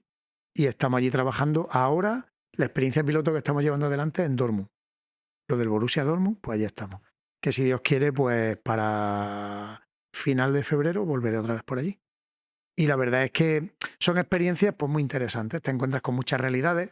La misión aquí en España de pueblos, de barrios, y contactar con mucha gente y todos estos temas que están surgiendo aquí ahora mismo, ¿no? Pues con los jóvenes, con los adultos, con los mayores, muchas realidades que tienes que acompañar, ¿no? Pero son experiencias que te cambian la vida, la mirada. Y en base a todas estas experiencias que has vivido con las misiones, ¿cuál dirías que ha sido tu experiencia más transformadora estando de misión? Uf, complicado. Eso es muy complicado. Es muy complicado porque en cada una de ellas te aporta algo distinto. Fíjate, la última que fue este verano pasado en Honduras. Entendedme lo que voy a decir. Yo esta vez no estaba buscando la experiencia de la misión. O sea, era la cuarta vez que yo iba a Honduras, 11 años después de haber estado allí la última vez. Y esta vez yo no había pedido irme a la misión. Entonces yo estaba muy descolocado porque estamos celebrando el 400 aniversario de la fundación de la congregación, entonces organizando muchos eventos, mucha historia a nivel mundial. Y nosotros desde el equipo de misiones dijimos, pues la misión de Honduras, tenemos allí presencia en varios lugares, tal, y la organizamos. Y como no voy a ir yo que la estoy organizando. Bueno, entonces por responsabilidad era mi motivación. Pero aquí era una experiencia de misión en Honduras, que tú verás que muchas veces todo eso lo adornamos de mucha historia, ¿no? Y de mucha película. Y entonces yo esta vez no iba con esa motivación. Y a mí me ha trastocado totalmente la mirada. ¿Por qué? Pues porque me he encontrado con realidades allí que ha dicho, bueno, tú no querías pues toma, ¿no? De que vienes aquí y te sobra todo, aunque luego pasa el tiempo y no te sobra todo, porque te vuelve a hacer a tu realidad de aquí, ¿no? Ahí está. Que te encuentras en una sociedad donde tú estás hablando de Dios y la gente escucha y los corazones quieren que tú le hables de Dios, ¿no? Donde te encuentras en una sociedad que viven pues, con lo que tienen y que son felices, ¿no? Es decir, te trastoca, te trastoca. Entonces no sabría decirte una situación. Tengo muchas experiencias, tengo muchos fogonazos, tengo muchas personas, ¿no? Tengo, no sé, pero tampoco sabría decirte ninguna concreta. Me vienen nombres, Cristian, un niño de 7 años, pues que en esta experiencia última de misión, visitando alguna de las aldeas, claro, ven allí al sacerdote de la Iglesia Católica y como nosotros íbamos por allí, pues parece que íbamos, que éramos dioses, y tienen mucha influencia de la Iglesia protestante, de la Iglesia evangélica. Es más, he estado en minoría católica por la aldea. Una experiencia también muy, muy desconcertante, ¿no? Y la minoría, pues ya os digo, era la Iglesia Católica. Y entonces ese Cristian de 7 años, pues el niño estaba enfermito, la tripita hinchada, la familia allí pues metido el niño en un barreño, echándole agua, no sabían lo que hacer con él. Y claro, buscaron al sacerdote pues para que hiciera allí poco menos que magia, un milagro, un milagro. Entonces, claro, yo decía, ¿yo qué voy a hacer aquí? Y yo les preguntaba, pero claro, ¿habéis ido al médico? El centro de salud más cercano estaba a 7 horas de aquella aldea. ¿Habéis ido al médico? Sí. ¿Y qué le han dicho? Que no tiene nada. Que no tiene nada el crío conforme está. Y a los 2 o 3 días murió, ¿no? Entonces, siente una impotencia ante esas realidades muy grande, muy grande, muy grande, ¿no? Pero al mismo tiempo, pues sientes también el consuelo y la fuerza de decir, bueno, pues para ellos ha sido presencia de Dios, para ellos ha sido fortaleza, ha sido amparo, ha sido... Y, José, en alguno de esos países se persigue, es que no lo sé, ¿sabes? Pero se persigue el cristianismo, se persigue, ¿has tenido en algún momento miedo de que te pasara algo? No, en esos países no. Sobre todo, vamos, América, Sudamérica, Centroamérica, donde he estado yo. Por allí no, al contrario. Ya digo, sí que hay mucha convivencia de lo que es la Iglesia Católica con las iglesias protestantes, sobre todo pues evangélicas, adventistas, mormones. Mucha mezcla, ¿no? Mucha mezcla, mucha mezcla. Pues tú estabas en mitad de la selva, entiendo yo, ¿no? Esta Perdido. última vez sí. Esta última vez sí, pero no penséis en la selva como la de las películas, ¿eh? No, no, Es claro, decir, lo claro. único es que no había carretera, que había un río, el río Patuca, y 2 lagunas, que eran los que nos llevaban de una aldea a otra. Entonces la gente allí vivía, bueno, en la selva de la Mosquitia, que se llama así, que tiene parte, es la frontera con Nicaragua. Entonces tiene parte, la Mosquitia tiene parte en Honduras y parte en Nicaragua. Y nosotros hemos estado en la parte hondureña. Y claro, la gente pues vive allí, hablan el misquito, que el misquito, yo nací hablando misquito, entonces, claro, a la hora de la comunicación, os podéis imaginar, ¿sabes? Pues cuesta trabajo, porque no tienen nada que ver con otras lenguas que hayamos estudiado ni nada. Entonces, claro, te va aprendiendo alguna expresión, la dices por allí y eso, pero luego la gente también ha escuchado mucho hablar castellano, entonces... Ellos te entienden, ¿no? Cuando hablas. Sí, no todo, Para las personas mayores pero... es más complicado, Las ¿no? personas mayores más complicados, los niños, por ejemplo, había algunos niños, los niños era una pasada siempre con nosotros. Siempre con nosotros, los niños, de momento, enganchándonos de la mano, llevándonos de un sitio a otro, aunque no nos entendieran. Tiene Y que un ser muy, muy compañero, curioso para ellos. sí. Y un compañero mío, pues decía, dice, este crío, dice, la misión le va a valer para que estudie más castellano, ya lo verás. ¿Por qué? Pues porque va a esperar que vengamos los misioneros otra vez para poder hablar más con nosotros. Entonces era una realidad, pues desde ahí, desde la sencillez, desde el convivir con ellos, desde el compartir la vida, la fe y... Y ahora un poquito aparte ya de lo que son las misiones, tú además eres peregrino. No, actualmente no sé si estás haciendo tantos caminos como hacías antes, pero yo había un momento en el que yo entraba a Instagram. Otro más. Otro, tal. ¿Cuál es esa motivación de hacer el camino y por qué? Y si es algo que a ti te trasciende y lo haces porque buscas alguna respuesta o algo, no sé. Me da curiosidad, ¿no? Porque a lo mejor la gente el Camino de Santiago lo hace una vez, 2, 3 veces en su vida, pero tú a lo mejor haces 3 al año. O 4. Yo creo que la vida es un peregrinar.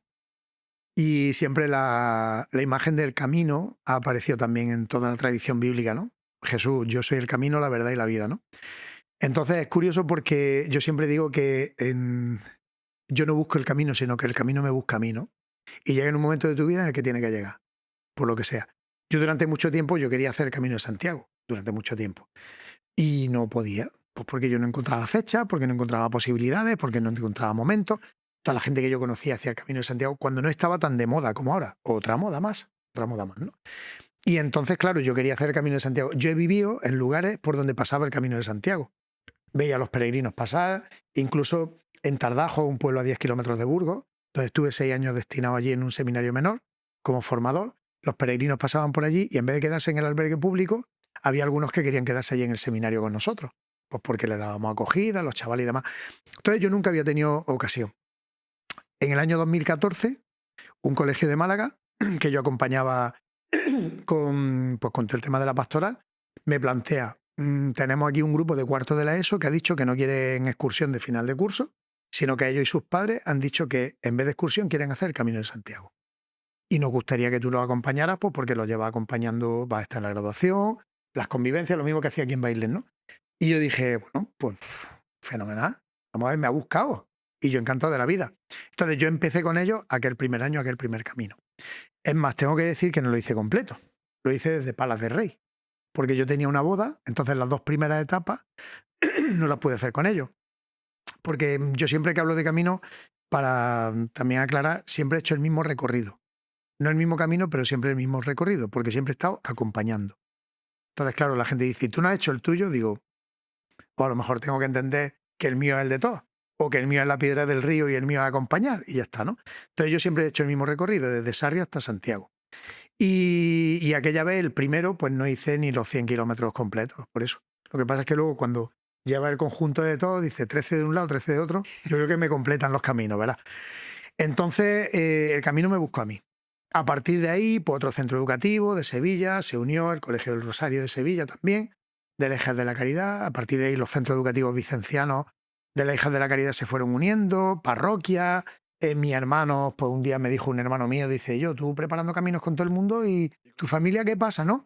Mi amigo, pues yo el camino, el camino, el camino. Entonces han sido 44 desde el 2014 hasta aquí. Y sí, y este año que viene, bueno, este curso, este año, tengo programado ahora mismo 4, de 4 centros educativos vicencianos. El camino te busca. Tú no haces el camino te hace a ti. El camino te Yo hace que a ti. tengo pendiente hacerlo, lo tengo que dejar ahí, ¿no? Y antes después surgirá la ocasión, ¿no? Pero tú dices que lo tienes pendiente porque tú quieres tenerlo Quiero pendiente. hacerlo, claro. Ahí está. El camino te hará. Te hará. Y no es que yo voy a hacer camino, voy a hacer camino. Es que tú te dejes hacer por el camino. Que tú te dejes hacer por el camino. Cuando tú vas con tus criterios, con tu forma. Entonces, ahí hay de todo. Yo, por ejemplo, en el camino distingo mucho entre peregrinos y turigrinos, ¿no? Y se ven actitudes, y se ven formas, y se ven muchas cosas. Y no todo el mundo. Pero, por ejemplo, los grupos que yo tengo la suerte de acompañar, siempre se ve una evolución. A mí me encanta ver las caras el primer día cuando llegan y ver las caras el último día. Y no tiene nada que ver. No tiene nada que ver. Entonces yo creo que es una experiencia vivida desde el peregrinaje. Vivida desde el peregrinaje. Cuando ya la gente lo convierte en un parque temático, la gente lo convierte en algo físico de yo voy a conseguir, voy. ¿Qué va a conseguir? Pues va a andar, pues para eso vete a andar a otro lugar, o yo qué sé, ¿no? Pero el Camino de Santiago es una experiencia que aunque lo haga la gente de otro tipo de motivaciones, vivió desde el peregrinaje, desde la experiencia de fe, es distinto. ¿Y cómo considera que es la diferencia entre ese camino vivido por el peregrinaje y ese camino vivido por la parte más turista? ¿Qué es lo que crees que cambia? ¿O la principal diferencia? La principal diferencia es a nivel personal, lo que hace en ti. Lo que hace en ti, es decir, es lo que estábamos comentando antes, gente que consume muchas experiencias, pero hasta qué punto esas experiencias han hecho mella en ti, han hecho hueco en ti. Que yo siempre digo lo mismo, es decir, llegamos a Santiago y el camino no termina en Santiago, a lo mejor empieza en Santiago. ¿Y cuándo la experiencia del camino que tú has hecho va a dar fruto o va a salir por algún lado? Pues como el grano de mostaza. Puede ser en ese día o puede ser después de 4 años, de 5 años o de un mes. Pero en algún momento de tu vida dices, ostras, ¿sabes? Y es algo que, no sé, recuerda momentos, situaciones y no dejan de ser experiencias para tu vida y lecciones para tu vida, ¿no? ¿Cuándo? Pues no lo sé. Pero ahí está la cosa, es decir, que tú no lleves el control, que te dejes hacer por el camino. El camino nos sorprende. Pero cuando nosotros llevamos esa capacidad o de esa apertura, ¿no? Y dejarnos sorprender. Hombre, yo se lo recomiendo a todo el mundo, la verdad. Que me fue una experiencia Tú lo has hecho 2 veces. de 2 veces. Una experiencia muy buena y muy gratificante, tío. Y la verdad que empezar y terminar 6, 7 días, ¿no? ¿Cuántos días eran? Nosotros lo que hacíamos normalmente eran los 5 días de camino, de caminar, el día de la subida y el día de la bajada. Eso. Una semana. Y son días muy buenos, tío, que vas con tu amigo, vas con la gente que quieres. Hay momentos en los que vas más solo, momentos en los que vas más junto con tu amigo. Y vas metido en tus pensamientos, vas metido en tus temas. Y es tomártelo, pues como tú has dicho, como una especie de dinámica, una especie de camino. Ahí está. Pero está muy bien, eso lo recomiendo a todo el mundo, la verdad, porque además de los paisajes, de la gente que te encuentras, de la comida, de todo, es una experiencia increíble, la verdad. Y ahora, cambiando de bloque otra vez, José, vamos a pasar al tema del deporte. Porque cualquiera que te vea por la calle no diría que eres cura, ¿no? ¿Desde Exacto. cuándo se ha visto un cura con un brazo de 40 centímetros? Pero tampoco dirían de ti que eres bombero, ¿no? Bueno, yo creo que Es estoy verdad. fuerte, pero de ahí a tener Es cuerpo verdad. de bombero. No quiero decir que muchas veces sí que es cierto. Está sí. fuera de lo común, ¿no? Al final, ves, Yo no lo he sé. visto en mi vida. Seguramente tú Yo lo has creo que conocido es porque el lo has conocido más, ¿sabes? Yo creo que era el primer cura petado que he visto en mi vida y seguramente sea el último. Seguro, ¿eh? Yo os puedo pasar algunos perfiles por ahí de Instagram. Lo que pasa es que seguimos con lo mismo. Es decir, aquí en España, la mentalidad dentro de la fe, dentro de la iglesia, pues ha estado siempre como muy marcada en esas líneas, ¿no? Ahora tú piensas, por ejemplo, en América, y ya te digo, pues te encuentras gente allí que también, pues en este sentido. Hay un perfil por ahí en Instagram, Father Capo, ¿no? Que además es muy influencer en ese sentido, y el hombre, vamos, pues casi de competición de culturismo. Quiero decir, yo creo que la cuestión es vivir las cosas con normalidad. Entonces, si yo he hecho deporte toda mi vida, y el deporte ¿Por para qué mí voy a ha sido dejar de importante, hacerlo ¿por qué ahora voy a que- dejar de hacerlo?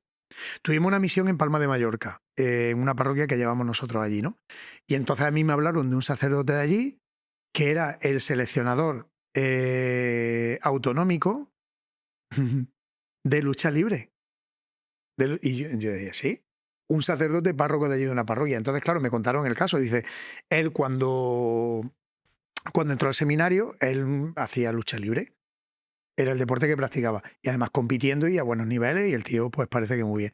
Total, que se ordena como cura, pero el tiempo del seminario, pues le dijeron, ¿Y hasta qué claro, punto puedes llevar la lucha libre con el Sascura, no? Porque aunque sea un deporte, es como mucha violencia, ¿no? pues yo, no, que No entra dentro de lo que es la personalidad. es que tú sabes, la Yo lucha a ti te libre. veo un tío muy calmado, ¿no? Yo a ti no te vería ahí pegando tortas y haciendo llaves a uno poniéndolo del cuello. Pero la lucha libre no es pegar, la lucha libre tiene que ser mucho No, ya, son llaves y de demás. intuición, Pero claro, de es estudio otra de la cosa otra que no persona. pasa, es otra cosa. Ahí está, ahí está. Vamos, yo me quedo flipando.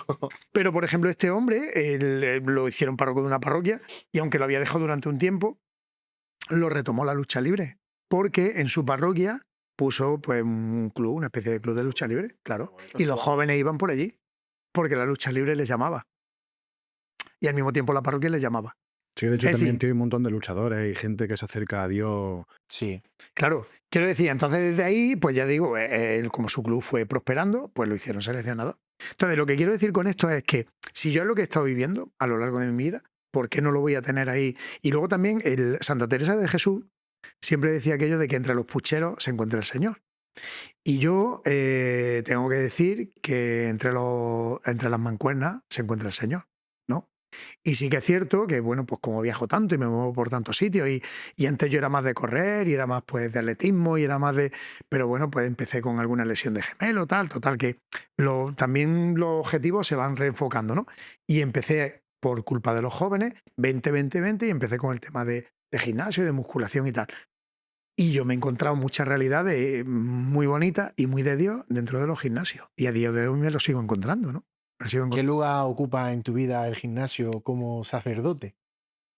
Pues yo creo que hay estilo de vida también. Y también por todos los valores que va inculcando y que me va llevando, ¿no?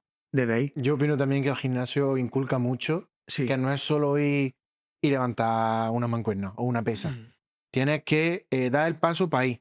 Porque hoy tienes ganas, hoy estás motivado, pero mañana no. Claro, Yo creo que te aporta esa disciplina de decir, oye, estoy en busca de un objetivo sí, y voy a hacer por donde. Hoy no tengo ganas, pero hoy voy. Entonces yo creo que eso también, extrapolándolo a la vida, aporta mucho. totalmente. Ese es lo que hay, que yo subo siempre en mi historia. Eso es de mi madre. Mamá, es que no tengo ganas. Es lo que hay. Y es verdad, y hoy en día tenemos que razonar. No es que si lo haces yo te regalo que... No, es que es lo que hay. Y es lo que tenemos que hacer. Entonces, la disciplina que tú te pones con el gimnasio o con cualquier deporte que tú vayas a practicar, ¿qué se necesita? Somos contrarios el tema de la rutina. No es que es tu rutina, pero si es que la vida es rutina. Y gracias a la rutina conseguimos los objetivos que nos planteamos. Entonces, dices pues que el tema del deporte y el tema del gimnasio en concreto, es que eso es rutina también, ¿no? Y muchas veces lo que tú dices no tienes las mismas ganas, ¿no? Es lo que hay. Entonces, incorporarlo a tu día a día también, pues a ver, yo no lo voy a poner a nivel de la oración, verás, pero tampoco me puedes poner en rezar o hacer deporte. Es que haciendo deporte puedo rezar, ¿sabes? Entonces, Pues ahora que has dicho eso, José, del tema de la oración, comparándolo con la oración, ¿qué similitud encuentras entre entrenar el cuerpo y entrenar el alma? yo creo que, fíjate, durante mucho tiempo, desde aquella mentalidad de separar que el alma era lo bueno y el cuerpo era lo malo, y entonces había el cuerpo era la cárcel del alma, ¿no? Y aquella mentalidad dentro de la iglesia también que era pues los sacrificios, las flagelaciones y todas aquellas cosas. Y yo, el cuerpo es templo del Espíritu Santo. Entonces, que tú cuides tu cuerpo, ¿no? No, a ver, no yendo a... ¿Verdad? Pero que tú cuides tu cuerpo, que tú te cuides, ¿no? Y que tú seas un templo bueno del Espíritu Santo, pues yo creo que eso es importante, ¿no? Entonces yo creo que no son cosas que estén reñidas, sino al contrario, son dimensiones de la persona que tú tienes que seguir cuidando. Lo mismo que tu mente, ¿no? Lo mismo que tu mente. Es decir, no puede ser solamente cuerpo o alma, sino el alma con Dios para Dios, pero tu cuerpo también, ¿no? Como ese templo del Espíritu Santo. Y ya digo, el tema de la mente, el estudio. Yo no me puedo conformar a estos días de hoy con decir ya lo sé todo, sino yo tengo que leer, yo tengo que prepararme las cosas, yo tengo que estudiar, ¿no? Entonces iría un poco en esa misma línea, ¿no? De no dejarte, de seguir siempre. Y ahora que has hablado, que estabas mencionando, a veces levantando mancuernas también rezan, ¿no?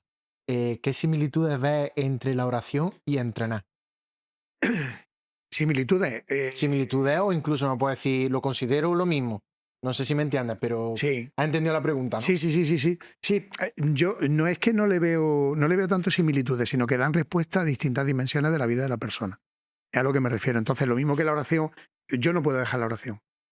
Yo no puedo dejar la oración. Es decir, desde el planteamiento que estábamos diciendo antes de la fe, relación personal con Dios, yo no puedo dejar de relacionarme con Dios. Entonces, ese aspecto de mi vida no puedo dejarlo. Para mí es vital.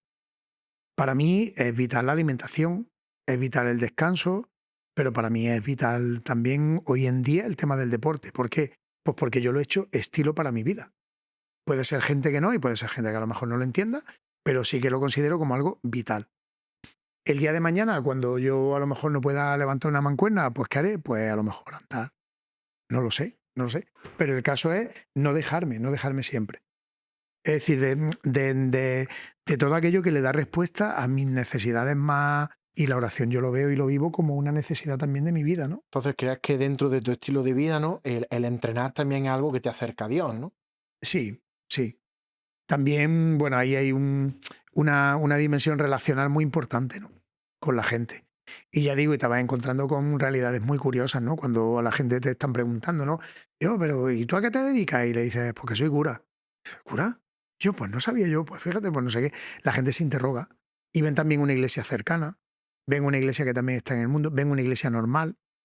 Cuando vas, sales de tu casa a lo mejor y sales en pantalón corto, en camiseta y te ven las señoras mayores que están por allí, por la iglesia, y, mira, que te he visto que vas. Digo, claro, pues si es que esto, mira qué cura más moderno. Digo, no es cuestión, claro, digo, no es Claro, y cuestión. fíjate el nivel de interiorización de la imagen del cura. Mira qué cura más moderno. Esa expresión, que hoy en día te sigan diciendo, mira qué cura más moderno, Es que eso es culpa de la iglesia como institución. Sí, yo creo que sí. pero Porque De la iglesia y de la sociedad. hoy en día es lo que iba a decir ahora mismo. Fíjate, la iglesia, yo acepto que hay muchos aspectos que tendría que replantear, que evolucionar, que lo que quiera.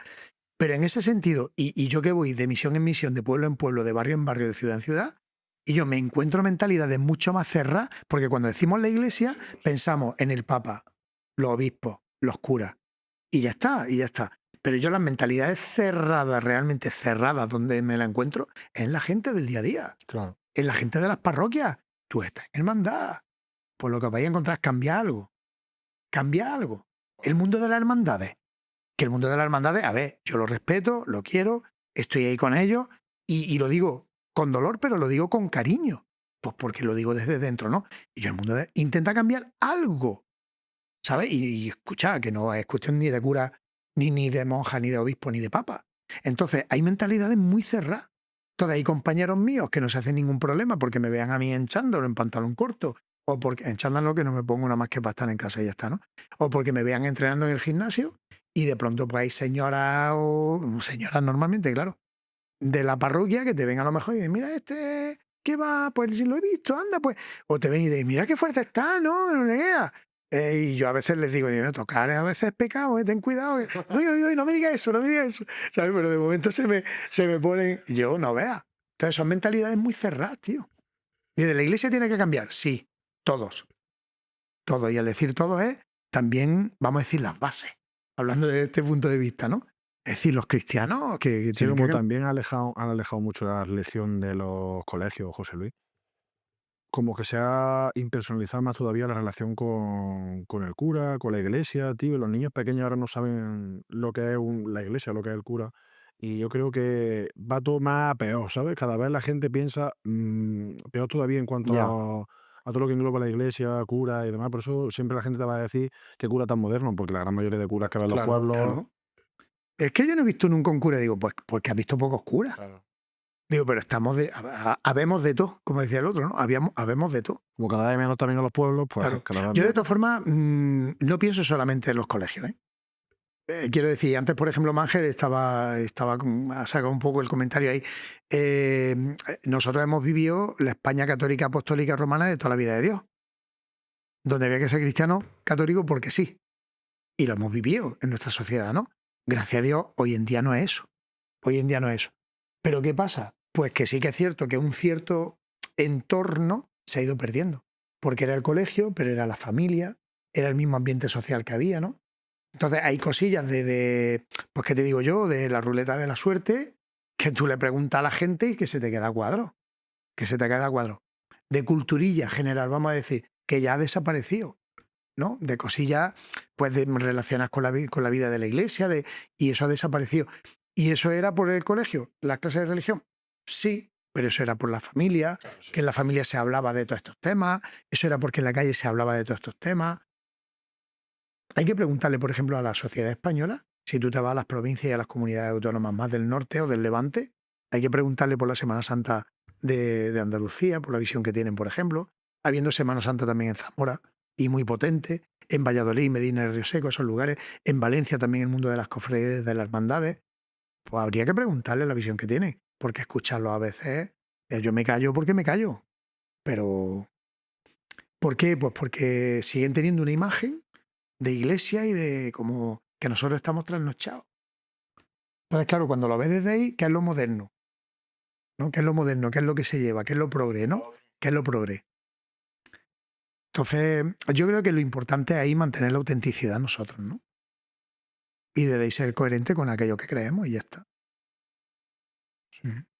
A mí se me ha quedado antes una pregunta en el tintero, que puede ser que no sea totalmente cierto lo que te voy a decir, pero para eso estás tú para corregirme, que eres el que sabe, que para eso has hecho teología y demás. Bueno, que no he estudiado, ¿eh? Exactamente. Pero bueno, yo he escuchado mucho sobre la diferencia de Dios del Antiguo Testamento a la diferencia del Dios del Nuevo Testamento, porque a lo mejor lo voy a definir mal, pero puede ser que me entiendas.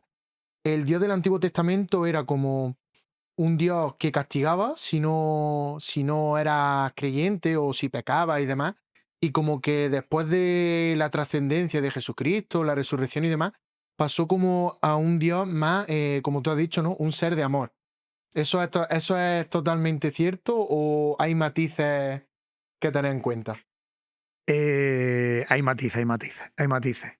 No te falta razón en una visión que nosotros mismos hemos estado dando, que yo creo que también está un poco por ahí el problema, ¿no? Yo crecí estudiando el catecismo. Vosotros no sé si habéis estudiado catecismo. Catecismo es la catequesis, ¿no? La catequesis que habéis llevado vosotros ha sido la de pintar una figurita, poner una frasecita, Eso no lo has hecho tú. ¿no? Pero el catecismo era cuando te decían, ¿quién es Dios? Y tú decías, Dios es nuestro Padre que está en los cielos, creador y Señor de todas las cosas, que premia a los buenos y castiga a los malos. ¿Sabes? Entonces era el catecismo, la definición. Tú fíjate qué mentalidad. Dios es nuestro Padre que está en los cielos, creador y Señor de todas las cosas, que premia a los buenos y castiga a los malos. ¿sabes? Entonces, ese catecismo, por lo menos a nosotros nos daba, ¿qué te digo yo? Un peso teológico sobre el que podíamos dialogar. Cuando la catequesis, la formación y la educación religiosa ha ido avanzando y evolucionando en ese sentido, ¿de qué podemos hablar? ¿De qué contenidos podemos hablar con la gente que ha crecido con ese otro tipo de catecismo? Pues a mí me parece, a mí no me parece, yo creo que me gusta, no me gusta. No, pero vamos a ver, ahí tiene que haber unos cimientos, un contenido sobre el que dialogar, ¿no? Que no es cuestión solamente de opiniones, ¿no? Entonces, la visión que a través del catecismo y esa educación se ha ido transmitiendo muchas veces ha sido arraigándonos mucho en el Antiguo Testamento. El Dios del Antiguo Testamento es un Dios con distintas visiones, ¿no?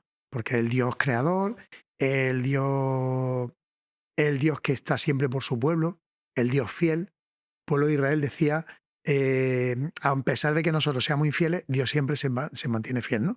Sí, ¿no? Porque, por lo que yo tengo entendido, como que el pueblo de Israel, porque en el Antiguo Testamento se habla de los judíos, ¿no?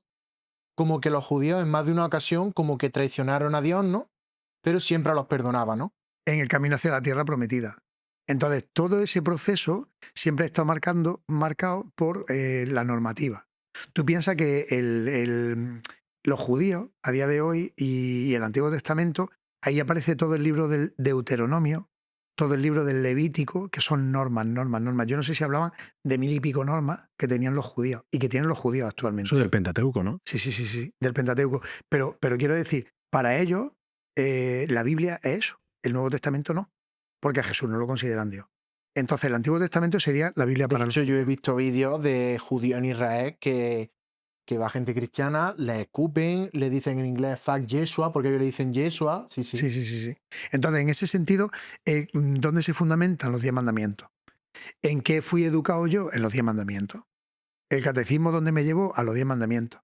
Entonces, los mandamientos son normativas. El Dios de Jesucristo es el Dios del Nuevo Testamento.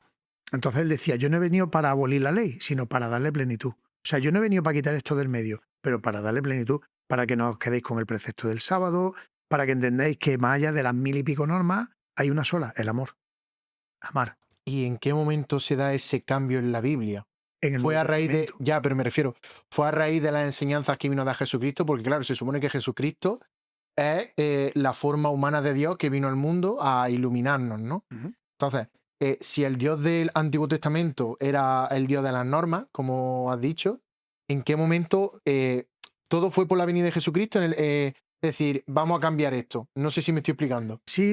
Lo que pasa es que a la luz de la vida de Jesús y de la resurrección sobre todo, claro, la gente que conocía a Jesús, que convivió con Jesús, de ahí viene el cristianismo que nosotros vamos extendiendo, que vamos anunciando, que vamos predicando. El Dios de Jesucristo es el Dios que nosotros vamos viendo en él, ¿no? Un Dios cercano al pobre, un Dios que perdona a la mujer adúltera, un Dios que muere en una cruz y que resucita, un Dios que llora la muerte de su amigo Lázaro, ¿sabes? Entonces, eso es un Dios que está en la tierra, que está con nosotros, ¿no?